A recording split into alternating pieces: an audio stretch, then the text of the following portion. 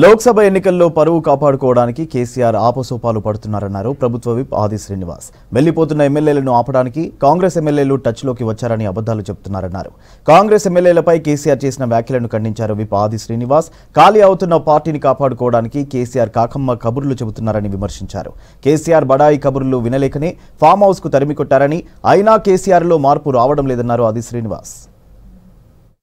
ఖాళీ అవుతున్న పార్టీని కాపాడుకోవడానికి కాకమ్మ కబుర్లు చెబుతున్నటువంటి వైనాన్ని తప్పుపడుతున్న మాట సందర్భంగా చెబుతూ ఈరోజు 4 మాసాల క్రితం కేసీఆర్ గారు కుర్చీని ఖాళీ చేసినప్పటికీ, ఫామ్ హౌస్ కే పరిమితం కావాలని చెప్పినప్పటికీ ఇంకా ప్రజలను మాయ మాటలు చెప్పి తన పదవి రావాలని చెప్పని చూస్తున్నటువంటి పరిస్థితిని ఈరోజు తీవ్రంగా తప్పుపడుతూ కాంగ్రెస్ పార్టీ ఎమ్మెల్యేలు టచ్ లోకి వచ్చారనేటువంటి మాట ఇది గోతి కాడ నక్కలా కాచుకొని కూర్చున్నట్టుగానే కనిపిస్తుంది.